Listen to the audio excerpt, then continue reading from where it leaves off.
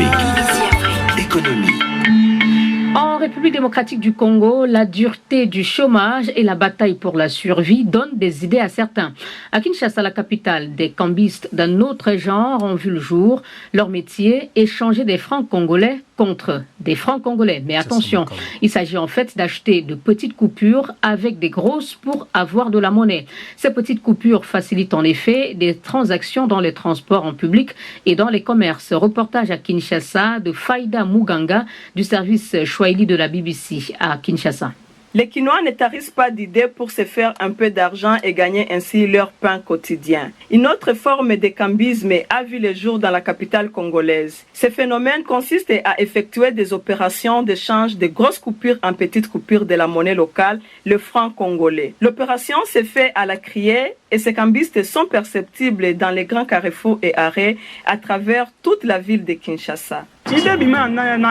À force de rester à la maison sans travail et face à la crise, l'idée m'est venue d'effectuer les opérations d'échange de la monnaie locale. Nous gagnons dans ce que nous faisons.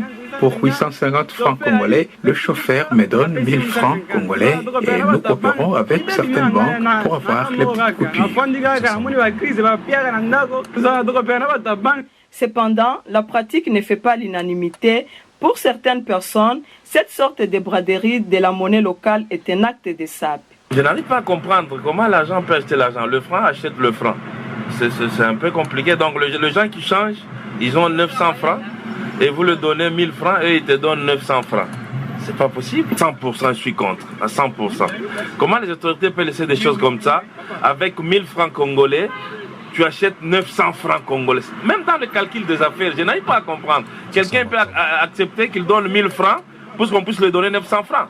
Ça, c'est pratiquement impossible. Et pour d'autres, la pratique est à encourager dans la mesure où elle facilite la transaction. Si on échange le franc congolais, enfin les cambistes ou les changeurs de monnaie changent le franc congolais, c'est tout à fait justifié parce que le petit... À 100%. Comment les autorités peuvent laisser des choses comme ça avec 1000 francs congolais?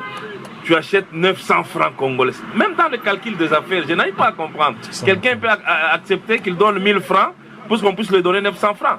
Ça, c'est pratiquement impossible. Et pour d'autres, la pratique est à encourager dans la mesure où elle facilite la transaction. Si on échange le franc congolais, enfin les cambistes ou les changeurs de monnaie changent le franc congolais, c'est tout à fait justifié parce que les petites coupures n'existent plus. Il y a le transport en commun qui exige qu'on puisse remettre 50 francs, mais les 50 francs étant rares, et bon, ça a créé de l'emploi pour le petit cambiste qui trouve de petites coupures, je ne sais pas, dans de marchés ou... Kinshasa, Faïda Muganga pour BBC Afrique.